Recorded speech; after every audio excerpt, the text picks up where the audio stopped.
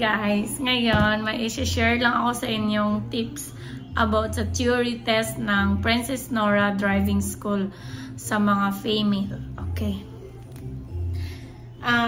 Focus lang tayo sa theory test, kung ano yung dapat yung pag-aralan at saka ano yung lalabas doon. Okay guys. Ito yon. Mag-start na tayo. Una, open nyo lang yung ano nyo, yung Nora Driving. Okay. Okay guys.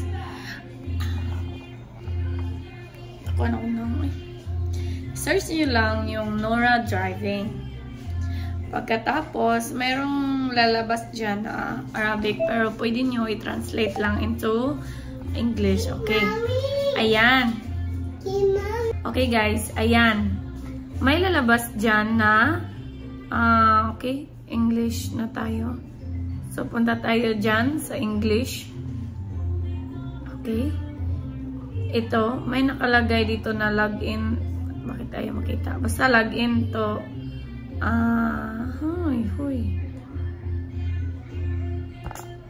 Okay. Tapos ayan guys, nakita nyo na, yan, register lang yung ano nyo, yung ikama at saka ang password sa inyo, yung password kasi binigay nila yon nung pag sign in nyo. Okay. Ayan guys, tapos ayan, may nakalagay na welcome Daisy Macra to the women's department. Okay.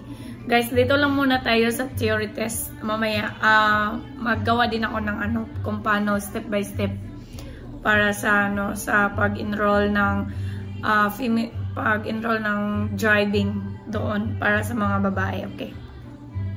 Yan guys, meron nakalagay dito na watch tutorial videos and try mock test. Okay. Start natin. Okay. Ayan. Ayan guys, yung mga pag-aralan nyo.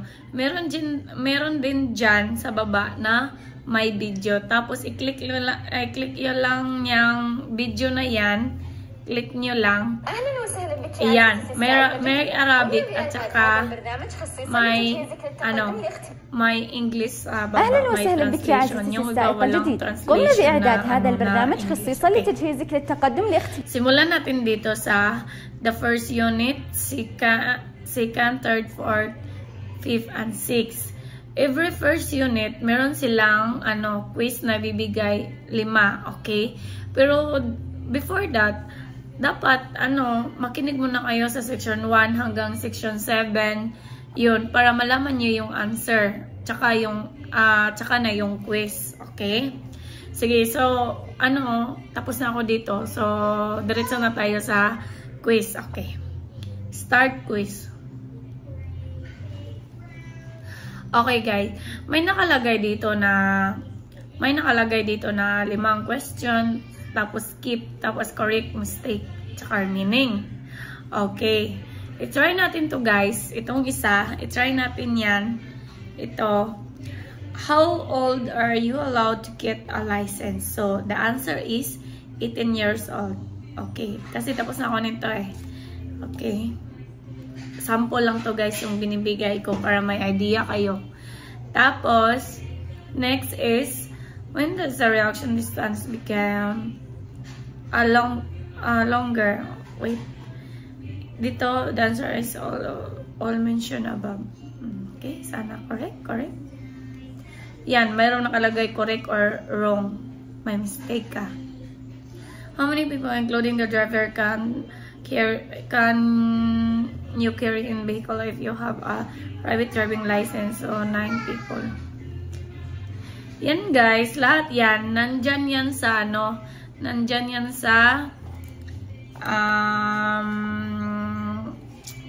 sa video or nasa training book. Kung hindi nyo lang may English sila, may training book. Okay. The traffic accident, private stop vehicles at accident, etc.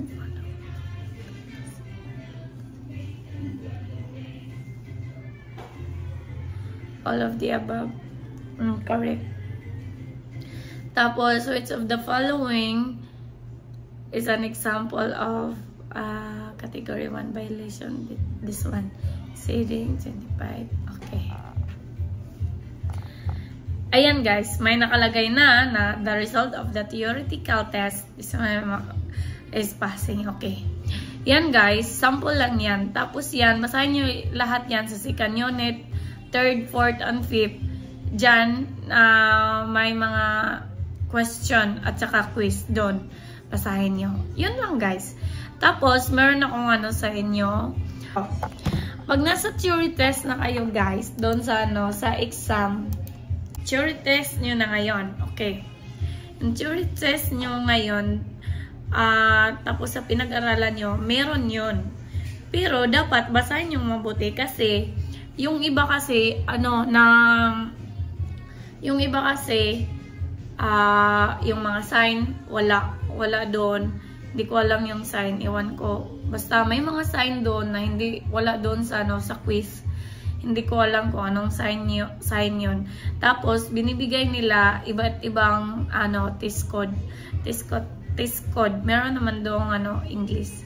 So, sa pag-exam ninyo, may 30 questions. Tapos, kailangan ka makapasa ng 70%. 70% out of 100%. So, okay. So, balik tayo sa question and answer. Sa question, yung iba na same lang sila pero indifferent yung mga question iniiba nila, pero iwan ko lang. Basta ako nalito ako yung iba ay ni-skip ko kasi hindi ko alam yung answer. Tapos yung iba, meron doon yung pinag-aralan nyo. Dapat mag-aral talaga kayo para hindi ma-zero. Tapos hindi kayo pabalik-balik. Okay. Tapos, yun lang naman. Dapat take time sa pag-answer, pagsagot. Wala naman silang limit. Na time para bilisan nyo or dapat take your time. Basahin nyo ng mabuti at saka i-review ninyo yung mga answer. Kung hindi nyo pala alam yung yung answer, hindi nyo alam yung answer, dapat i-skip nyo muna. Proceed kayo sa next para hindi kayo din malito. Dapat basahin nyo lang kasi iniiba nila. Same lang pero iniiba nila yung point or iniiba talaga nila yung English. Yun lang. Basta yun lang ang na-experience ko. So far, pagtapos ka na doon talaga, tapos mo nang na-review, tapos na lahat, answer and question, nasagutan mo na lahat, pagtapos na yon, i-end test mo na, at tapos, doon ang resulta kaagad. So, nag-pray ako sana mapasa para hindi na makabalik. Okay. So far, ayun. Nakakuha ako ng 77%. 77%. Ito. Kita ko sa inyo. Ayan. 77%. Wait. Ayan. Apps nyo doon sa sign in, log in, Nora for driving. Okay. Yan guys. At sa wakas, naka 77% ako. Hindi ako bagsak. Nakapasa, hindi na ako pabalik-balik. Okay. Yan lang guys. Tapos yun lang naman ang mga basahin nyo lang, nandun lang ang question and answer sa training book. Yun lang, nasa application nyo lang, kailangan nyo lang mag-study para makasagot kayo ng maayos at saka makapasa, hindi na kayo pabalik-balik. So, okay, yun lang. At sana may natutunan kayo. Okay, sa next video, practical training na ako. Practical training, ewan ko ba, pabalik-balik ako. Sige, bye-bye!